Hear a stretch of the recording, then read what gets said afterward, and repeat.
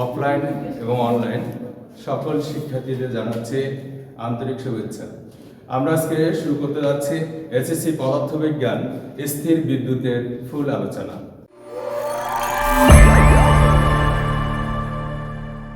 Video record করা হচ্ছে বলে তোমরা রেসপন্স করবা না সেটা কিন্তু নয়, তোমরা অবশ্যই রেসপন্স করবে, ঠিক আছে? তোমরা রেসপন্স করবে সরাসরি, আর ওখানে রেসপন্স করবে অনলাইনে কমেন্টের মাধ্যমে, ঠিক আছে? প্রথমে আমরা জানি স্থির বিদ্যুৎ কি।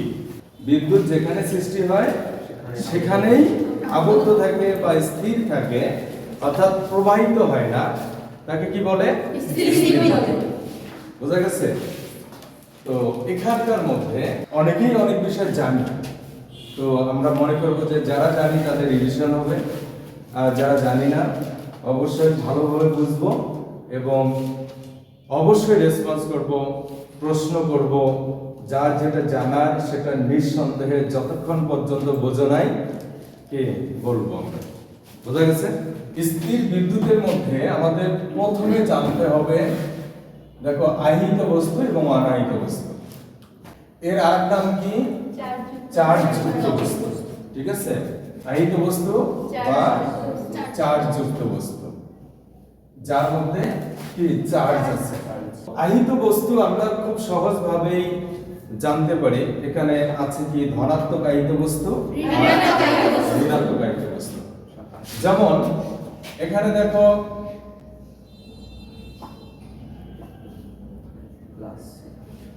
এটা হলো ধনাত্মক আহিত বস্তু। বোঝা গেছে? শুধু প্লাস আছে, তাহলে এটা কি? ধনাত্মক আহিত বস্তু। আর এটা হচ্ছে ঋণাত্মক আহিত বস্তু। বুঝতে পারছো? তাহলে ধনাত্মক আহিত বস্তু, ঋণাত্মক আহিত বস্তু। আবার দেখো আংশিক আহিত বস্তু থাকে, ঠিক আছে? আংশিক ধনাত্মক বা আংশিক ঋণাত্মক। কিভাবে বুঝবে? যেমন এখানে plus plus minus minus plus plus, তাহলে এটা কি? এটা এই আহিত, এই ধনাত্মক আহিত বস্তুটার যেরকম আকর্ষণ ক্ষমতা থাকবে এর কিন্তু সেরকম থাকবে না। বোঝা গেছে? অনুরূপ ভাবে কোন ক্ষেত্রে দেখবে প্লাস বা মাইনাসের আয়ন বেশি থাকবে, তখন সেটা হবে কি? সামান্য ঋণাত্মক আহিত বস্তু। বোঝা গেছে? অর্থাৎ প্লাস বা মাইনাস আয়নের সংখ্যা যখন বেশি থাকবে তখন সেটা কি হবে? আহিত। আরেকটা বিষয় অনাহিত বস্তু। তাহলে অনাহিত বস্তু হবে চার্জহীন বস্তু। বুঝছো কিনা বলো? আমরা খুব সাধারণ ভাবে জানবো। আমরা যদি বিষয়গুলো জটিল ভাবে জানি তাহলে কিন্তু আমাদের জটিল বলে মনে হয়। খুবই সাধারণ ভাবে আমরা জানবো। বুঝতে পারছো? তাহলে চার্জহীন বস্তু, চার্জহীন বস্তু মানে যার মধ্যে কি চার্জ নেই। এখানে আমরা বুঝবো কিভাবে? প্লাস মাইনাস আয়ন সমান থাকবে। প্লাস মাইনাস আয়ন কি থাকবে? সমান থাকবে। তাহলে সেটা হবে অনাহিত বস্তু। বুঝতে পারছো? প্লাস মাইনাস আয়ন কি থাকবে? সমান থাকবে। তাহলে আহিত বস্তু এবং অনাহিত বস্তু আমরা বুঝছি তো নাকি? আহিত বস্তুর প্রভাবে অনাহিত বস্তুকে কি করা যায়? আহিত করা যায়। মানে আমরা সব সময় প্রতিযোগিতা করব আমার থেকে যে একটু এগিয়ে আছে, মানে তার সাথে আমরা সব সময় প্রতিযোগিতা করব। এরকম করে কিন্তু আমরা আমাদের অবস্থার পরিবর্তন খুব দ্রুত করতে পারি। এইচএসসি তে গিয়ে এসএসসির কথা খুব মনে পড়বে। বুঝছো?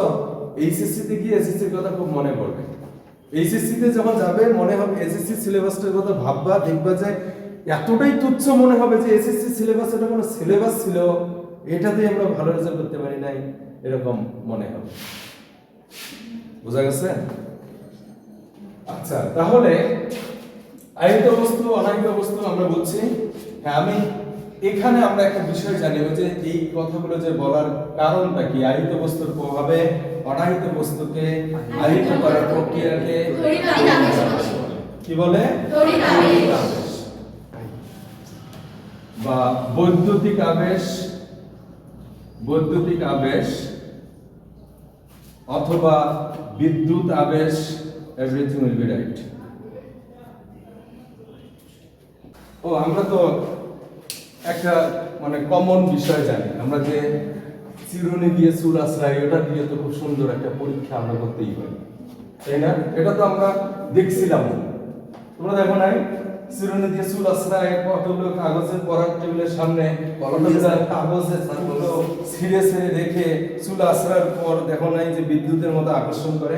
এই যে আমরা এখানে একটা চিরুনি দেখি, এটা চিরুনি, হ্যাঁ এটা একটা চিরুনি। এখানে মনে করো এই যে একটা কাগজের টুকরা,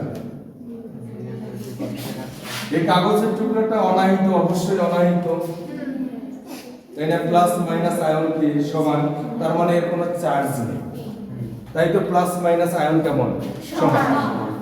এখন চিরুনি দিয়ে যখন আমরা চুল আশ্রাই তখন কিন্তু ওই চিরুনির মধ্যে কি প্রবাহিত হয় বলতো? ইলেকট্রন প্রবাহিত হয়।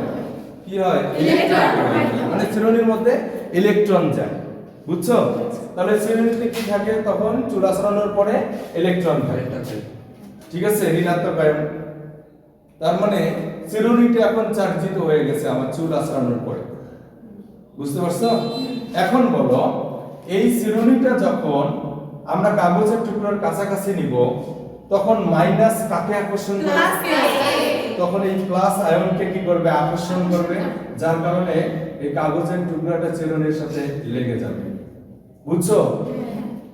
তারপর কি এটা কি লেগেই থাকে না কিছুক্ষণ পর পড়ে যায়?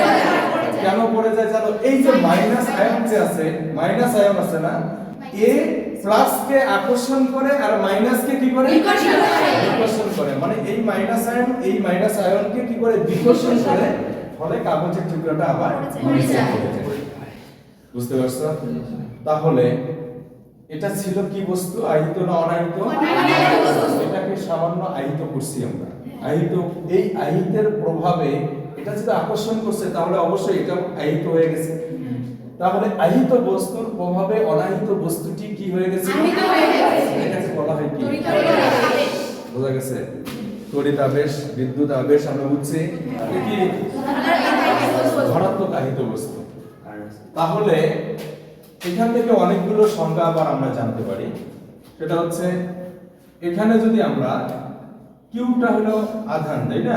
এই কিউ মানের একটা আধানকে যদি এখানে স্থাপন করি তাহলে এটাকে কি করবে বলতো? আকর্ষণ করবে বা বিকর্ষণ করবে। কি আকর্ষণ করবে বা বিকর্ষণ করবে? তাহলে এটাকে বলা হয় কি জানো? কি তড়িৎ প্রাবল্য। কি তড়িৎ প্রাবল্য? আচ্ছা, এটাকে বলা হয় তড়িৎ প্রাবল্য। তড়িৎ প্রাবল্য কাকে বলে?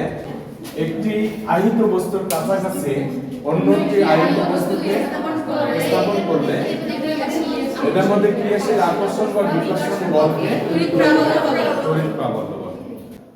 এই আহিত বস্তুটা একটা নির্দিষ্ট সীমার মধ্যে তো কোনো একটা বস্তুকে রাখলেই আকর্ষণ বা বিকর্ষণ করবে, তাই না? আমি যদি মনে করো এই সম দূরত্বে যদি এখানে একটা বস্তুকে রাখি, আকর্ষণ করবে না? এখানে যে কোনো জায়গায় এই সার্কেলের মধ্যে আমি যদি এখানে স্থাপন করি, আকর্ষণ করবে না? এখানে আকর্ষণ করবে না?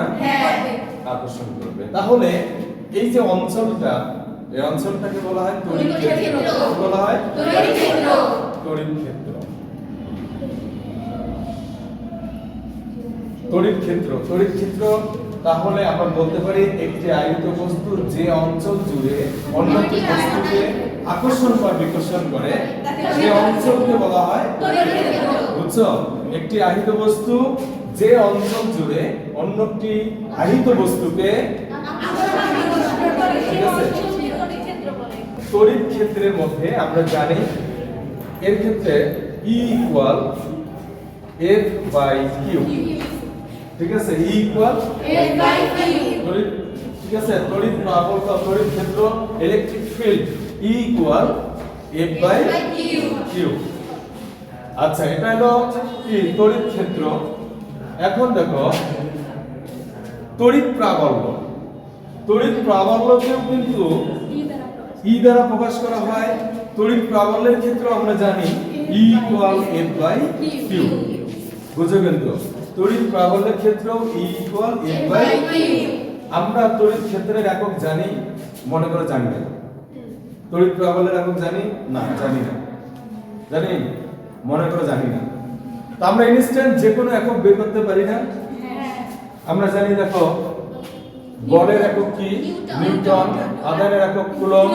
তাহলে তড়িৎ ক্ষেত্রের একক নিউটন পার কুলম্ব। বোঝা গেছে? তারপর দেখো আমরা তড়িৎ প্রাবল্যের একক জানি, জানি না, জানলো মনে করে জানি না। ঠিক আছে? তাহলে বলের একক নিউটন, আধানের একক কুলম্ব, তাহলে তড়িৎ প্রাবল্যের একক নিউটন পার কুলম্ব। বোঝা গেছে? এখন তোমাদের যদি বলা হয় যে তড়িৎ ক্ষেত্র তড়িৎ প্রাবল্যের একক কি একই? হ্যাঁ, আমরা তো একটু দেখতে পাইলাম তড়িৎ ক্ষেত্রের একক এবং তড়িৎ প্রাবল্যের একক কেমন একই। বুঝতে পারছো? কি রায়হান বুঝছো? দুইটা চৌম্বক দণ্ড এইভাবে পাশাপাশি রাখলাম, এই দূরত্বের মধ্যে একটা আরেকটাকে আকর্ষণ বা বিকর্ষণ করতে পারে। যদি কাছাকাছি নেই আকর্ষণ বা বিকর্ষণ বাড়বে না কমবে? আরো কাছাকাছি নেই, যত কাছাকাছি নিব আকর্ষণ বল। এটাকে বলা হয় তড়িৎ ক্ষেত্রের তীব্রতা। কি বলা হয়? তড়িৎ ক্ষেত্রের তীব্রতা।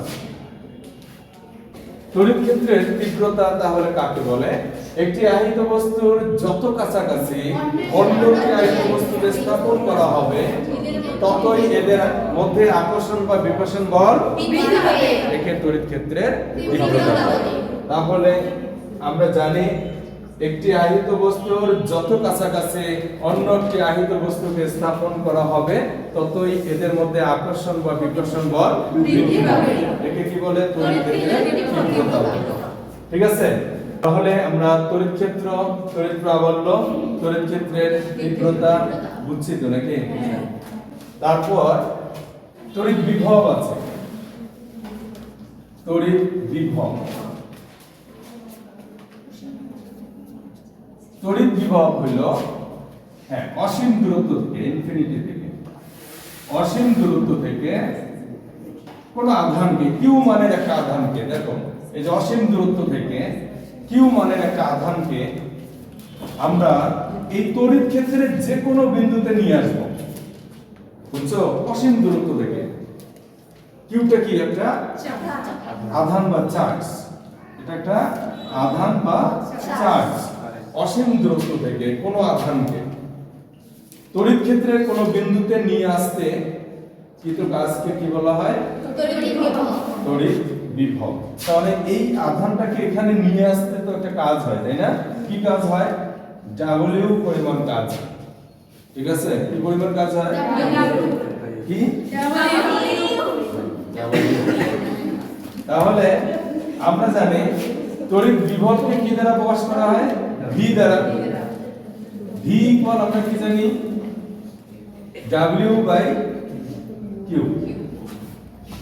একক আধানকে তড়িৎ ক্ষেত্রের কোন বিন্দুতে নিয়ে আসতে বা অসীম দূরত্ব থেকে, এখানে আমরা এই যে সূত্র অনুযায়ী আমরা জানি নিচে যেটা থাকে, আমাদের সংজ্ঞা কিন্তু আমি বলছিলাম সূত্র দিয়ে আমরা কিন্তু সংজ্ঞাগুলো মানে বলতে পারি। কিভাবে? নিচে যেটা থাকে সেটাকে আমরা সব সময় এক একক ধরি। কি ধরি? এক একক। এজন্য এটা কি আধান না? এজন্য আমরা বলতে পারি একক আধানকে, একক আধানকে তড়িৎ ক্ষেত্রের কোন বিন্দুতে নিয়ে আসতে কৃত কাজকে বলা হয় তড়িৎ বিভব। অথবা আমরা বলতে পারি অসীম দূরত্ব থেকে কোন আধানকে তড়িৎ ক্ষেত্রের কোন বিন্দুতে নিয়ে আসতে কৃত কাজকে বলা হয় তড়িৎ বিভব। বুঝছো? এই যে আমরা এই সংজ্ঞাগুলো জানলাম, এগুলোকেই ব্যবহার করে, এগুলো কয়ের প্রশ্নের উত্তর না, এগুলোই আবার এগুলোকে ব্যবহার করে ক্ষয়ের প্রশ্নের উত্তর হয়। যেমন দেখো তোমাকে এখানে প্রশ্ন করা হলো 2 জুল পার কুলম্ব বিভব বলতে কি বোঝায়? বলতে পারে না? বলো তো। এই যে বললো 2 জুল পার কুলম্ব বিভব বলতে কি বোঝায়? তাহলে তো আমরা জানি প্রথমে কি করব, যেহেতু বিভবের কথা বলছে আমরা প্রথমে বিভবের সংজ্ঞা দেব। বুঝছো? প্রথমে কি করব? বিভবের সংজ্ঞা দেব। হ্যাঁ, তাহলে আমরা লিখব, আমরা জানি অসীম দূরত্ব থেকে কোন আধানকে তড়িৎ ক্ষেত্রে কোন বিন্দুতে নিয়ে আসতে কৃত কাজকে, অথবা একক আধানকে তড়িৎ ক্ষেত্রে কোন বিন্দুতে নিয়ে আসতে কৃত কাজকে তড়িৎ বিভব বলে। ঠিক আছে? এটাতে কি ধরবো সব সময়? এক একক। তাহলে 1 কুলম্ব আধানকে তড়িৎ ক্ষেত্রে কোন বিন্দুতে নিয়ে আসতে কত জুল কাজ হয়? 2 জুল কাজ হয়। দেখো এখানে নিচে কি আছে? V W/Q না?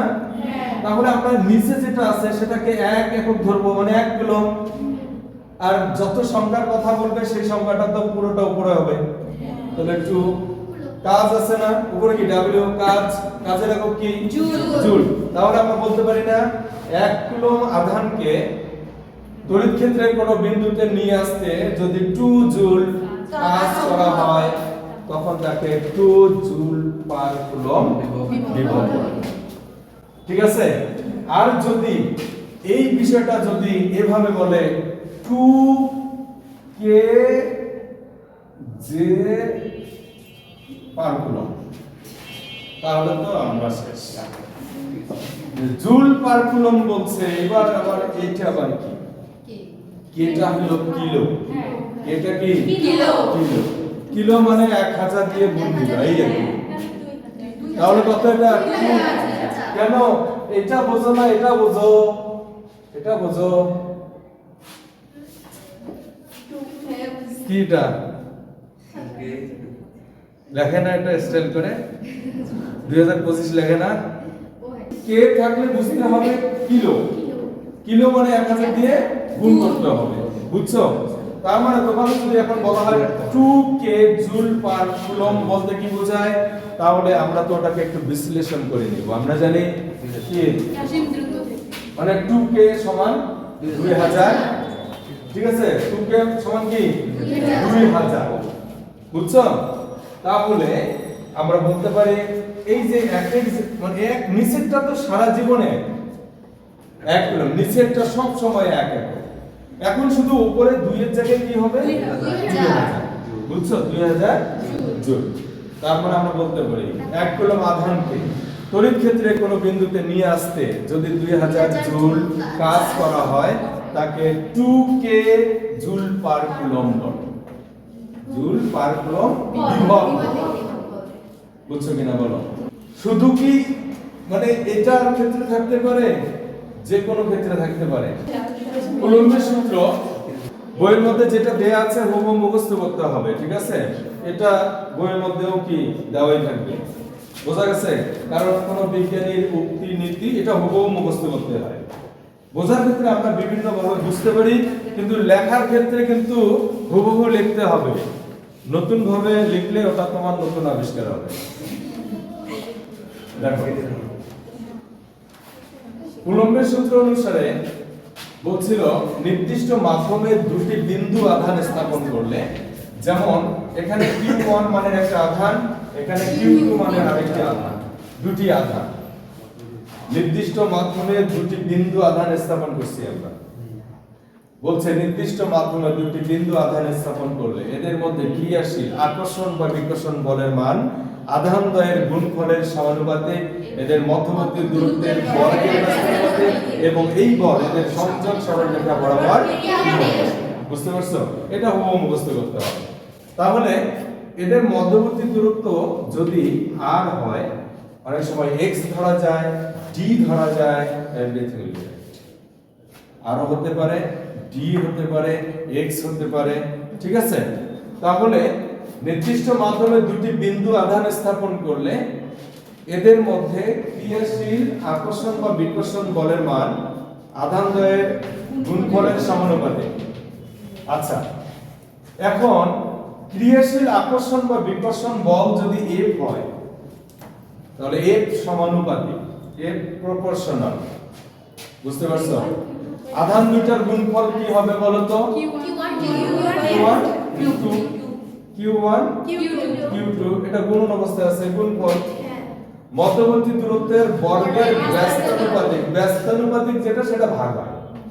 যেটা ব্যস্তানুপাতিক সেটা কি ভাগ হয়। তাহলে মধ্যবর্তী দূরত্ব কি r না তাহলে r এর বর্গ এই তো গাণিতিক রূপ ঠিক আছে তাহলে f proportional q1 q2 by r square প্রশ্ন থাকতে পারে বহু নির্বাচনীতে থাকতে পারে নিচের কোনটি কুলম্বের সূত্র ঠিক আছে তাহলে f proportional q1 q2 by r square অথবা d স্কয়ার বা x স্কয়ার বুঝছো এখন দেখো আমরা জানি সমানুপাতিক চিহ্ন থাকলে সমানুপাতিক চিহ্ন উঠিয়ে দিতে হয় নাকি সমানুপাতিক চিহ্ন উঠায় দিলে f সমান একটা ধ্রুবক দিতে হয় ধ্রুবক কি নিলাম ঠিক আছে q1 q2 by r square আমরা জানি এই কুলম্বের ধ্রুবকের একটি নির্দিষ্ট মান আছে এটাকে বলা হয় কি ধ্রুবক কুলম্বের ধ্রুবক কুলম্বের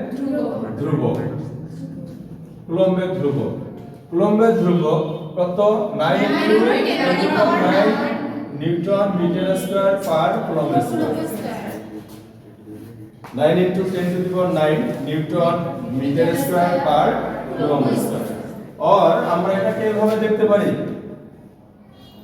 F সমান 1/4 pi epsilon naught q1 q2 by r square এই যে k ধ্রুবক যে কথা 1/4 পাই এপসাইলন নট এটা একই কথা তার মানে তোমরা যদি বহু নির্বাচনীতে কখনো দেখো যেভাবে দেয়া আছে f সমান 1/4 pi epsilon naught q1 q2 by r মানে r স্কয়ার তাহলে বুঝবে এটা হলো ওই সেই আমাদের কুলম্বের সূত্র বুঝতে পারছো বুঝছো মনে থাকবে দেখবেন এখানে একটা বিন্দু দিতে পারে a এখানে b দিবে যে কোনো ভাবে প্রশ্ন কিন্তু থাকবে পরীক্ষায় ঠিক আছে এরকম করে দিয়ে দিল এখানে বলা হলো যে এখানে +30 কুলম্ব এখানে যে আছে -45 কুলম্ব এরকম দেওয়া আছে মধ্যবর্তী দূরত্ব মনে করো 5 মিটার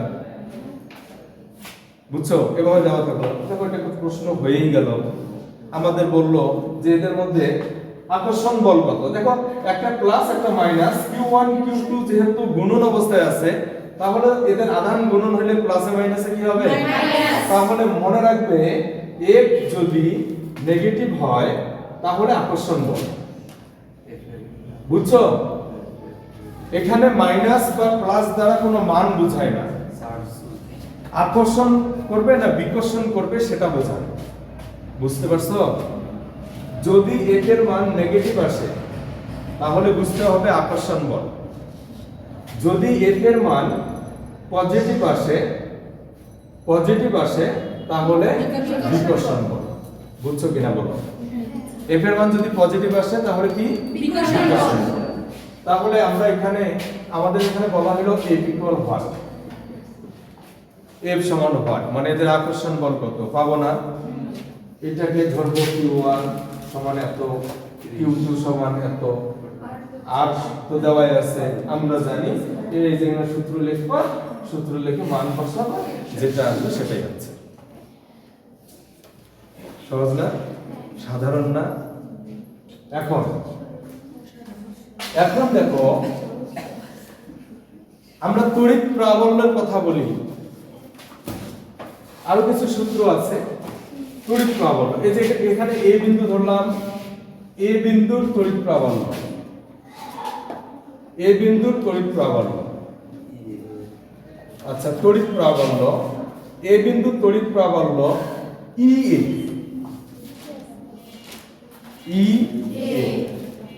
EA বলতে a বিন্দুর তড়িৎ প্রাবল্য মনে রাখবে ওই যে k তো থাকবে আধান বাই দূরত্ব স্কয়ার মানে ওই যে যদি a এর কথা বলি তাহলে q1 বাই r স্কয়ার বুঝতে পারছো যেই বিন্দুর তড়িৎ প্রাবল্য নির্ণয় করতে বলবে ওই বিন্দুর আধান বাই দূরত্ব স্কয়ার বাচ্চারা বুঝছো তারপর EB কি হবে k বাই r স্কয়ার বুঝতে পারছো আবার a বিন্দুর তড়িৎ বিভব যদি বলে VA ওই দিকের লোকেরা আবার দেখতে পাবে না অনলাইনে যারা আছে দেখো তাহলে VA মানে কি এ বিন্দুর তড়িৎ বিভব যদি নির্ণয় করতে বলে, কি এ বিন্দুর তড়িৎ বিভব। দেখো এ বিন্দুর তড়িৎ বিভব তাহলে কে হবে, এ বিন্দুর আধান q1 দূরত্ব স্কয়ার হবে না, শুধু দূরত্ব হবে। মনে রাখবে তড়িৎ বিভবের ক্ষেত্রে কি শুধু দূরত্ব হবে, স্কয়ার হবে। মনে রাখবে তড়িৎ বিভবের কথা বললে কি শুধু দূরত্ব, স্কয়ার হবে না। বিভি সমান কি হবে,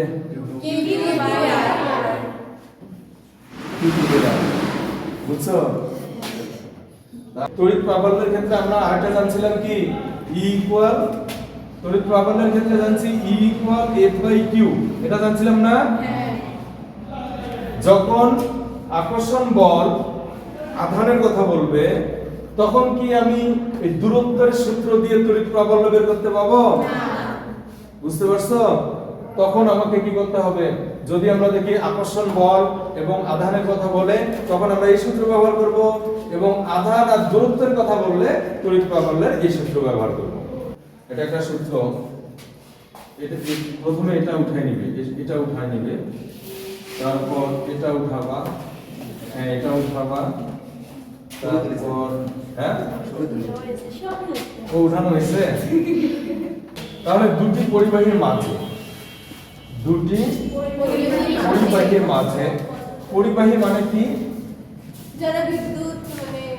যার মধ্যে দিয়ে বিদ্যুৎ প্রবাহিত হয়, যার মধ্যে দিয়ে বিদ্যুৎ প্রবাহিত হয় তাকে পরিবাহী বলে, যার মধ্যে দিয়ে বিদ্যুৎ প্রবাহিত হয় না তাকে অপরিবাহী বলে, আর যার মধ্যে দিয়ে সামান্য পরিমাণ বিদ্যুৎ প্রবাহিত হয় তাকে অপরিবাহী বলে, যাকে আমরা সেমিকন্ডাক্টর বলি।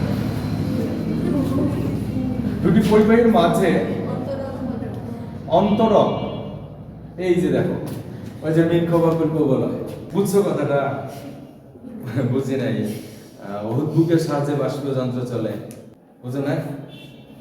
হ্যাঁ এই যে দেখো আমি এজন্য বললাম অন্তরক পদার্থ। অন্তরক আবার কি জিনিস? অন্তরকটাই হলো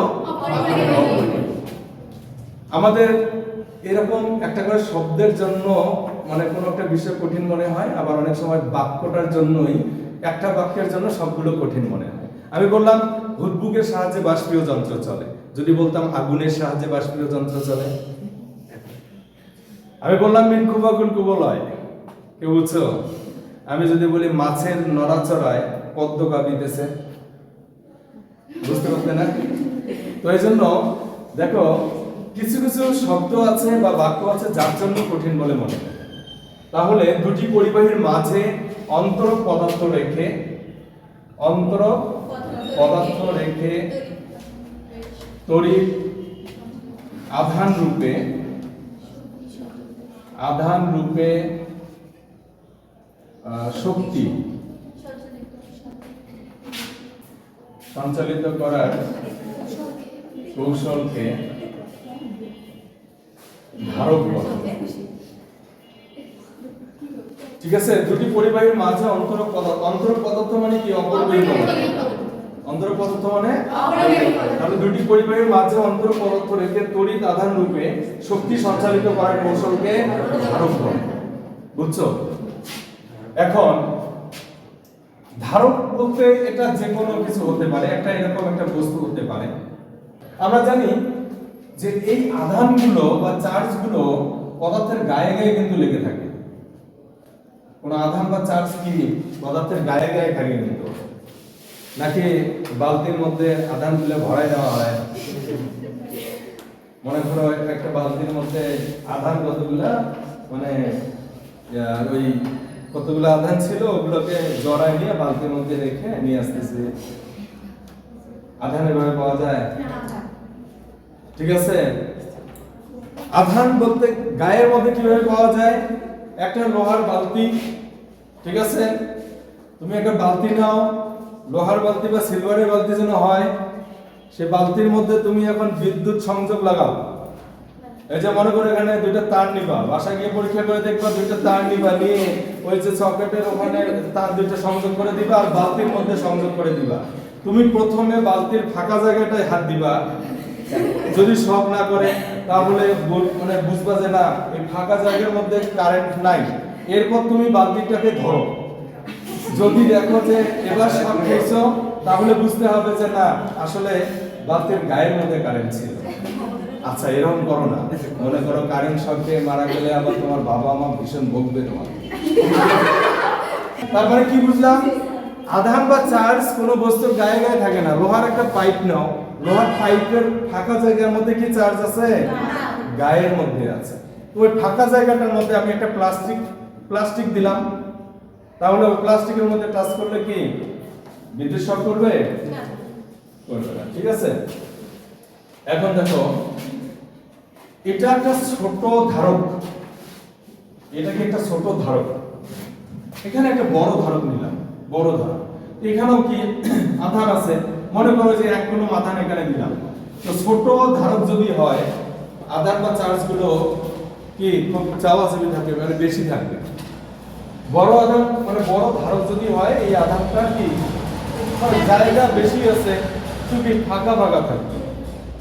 এখন যদি আমি এর একটা মানে এর ভোল্ট বাড়াইতে চাই, 1 ভোল্ট বাড়াইতে চাই, ঠিক আছে, আমি এখানে এই চার্জ এখানে দিলাম, কিউ মানের চার্জ দিলাম, দিয়ে 1 ভোল্ট বাড়াইলাম, যার কারণে ভোল্টেজ এমন বেড়ে গেল।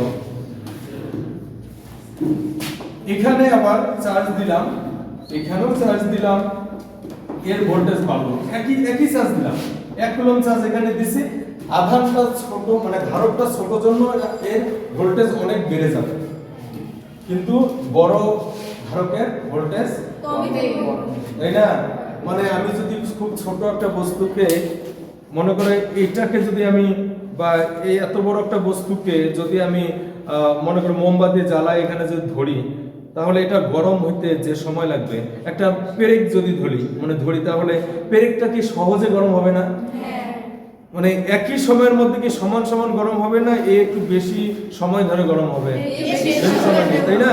তার মানে কি এর ধারণ ক্ষমতা বেশি, যার কারণে পেরেকটা কি ধারণ ক্ষমতা মনে করো কম, অল্প হিটে কি তাপে এ অল্প সময়ের মধ্যে বেশি গরম হয়ে যাবে। ঠিক না ভাই? ঠিক। তাহলে আমরা এখন বলতে পারি যে ভোল্ট বাড়াবো, তাই না? তাহলে ধারকত্বকে সি দ্বারা প্রকাশ করা হয়। আমরা সংজ্ঞা দিয়ে অর্থাৎ সূত্র দিয়ে সংজ্ঞাটা দেখি। সি ইকুয়াল কি কিউ বাই ভি। এখন বলো তো ভিটা হলো ভোল্ট, কিউটা হলো আধান, সিটা হলো ধারকত্ব। তাহলে ধারকত্বের সংজ্ঞাটা আমাকে বলো।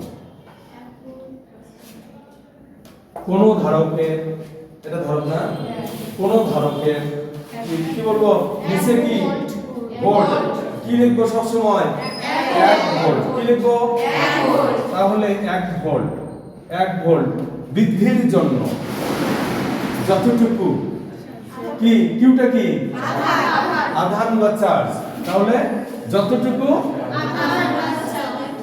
আধান বা চার্জ, এটা তো আধান তাই না। তাহলে আমরা বলতে পারি কোন ধারকের 1 ভোল্ট বৃদ্ধির জন্য যতটুকু আধান বা চার্জের প্রয়োজন তাকে ওই ধারকের ধারকত্ব বলে।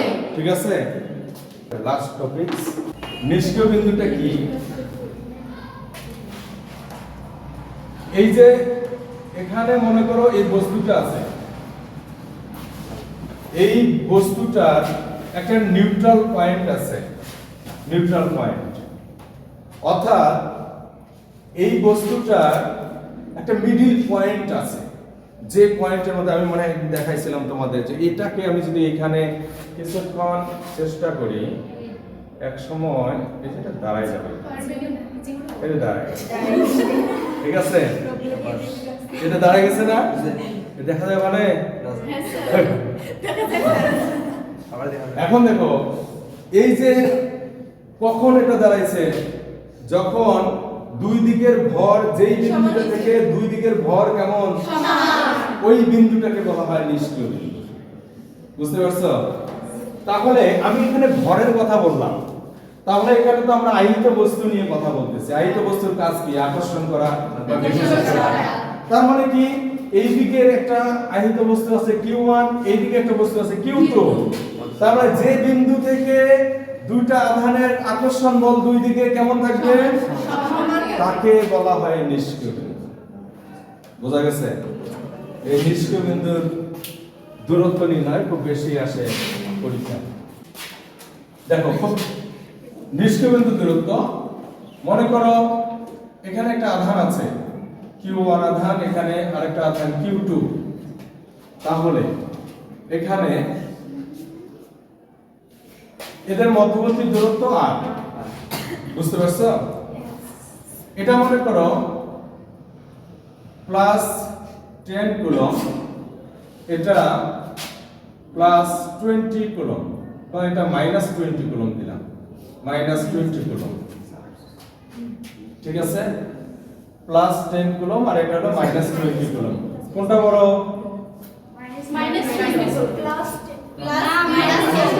আমি জানি, আমরা জানি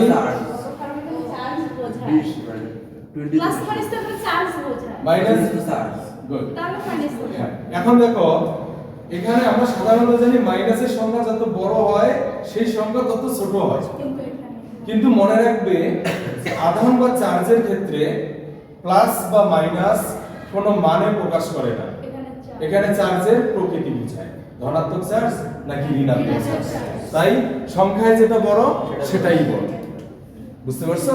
অন্য ক্ষেত্রে যদি হইতো তাহলে মাইনাস 20টা অনেক ছোট হইতো, 10 এর থেকে অনেক ছোট, বুঝছো? কিন্তু চার্জের ক্ষেত্রে বড়। এখানে তাহলে আমরা এটা ধরলাম Q1, এটা হলো Q2।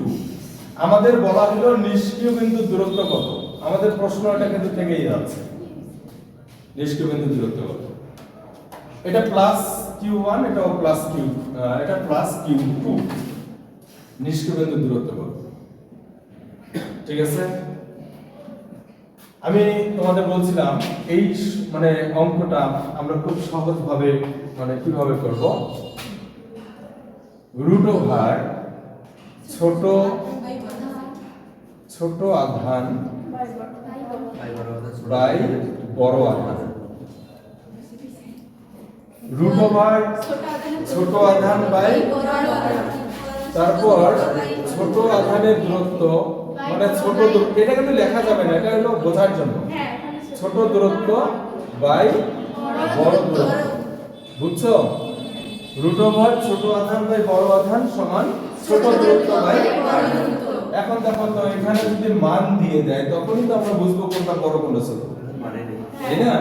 তাহলে এখানে ছোট আধান মনে করে এটা ছোট, এটা হলো ছোট আর এটা হলো বড়, তো আমি এখানে তখন কি লিখবো, এটা কি লিখবো Q1 বাই Q2 অথবা আচ্ছা Q2 দিয়েই করলাম root over Q1 by Q2।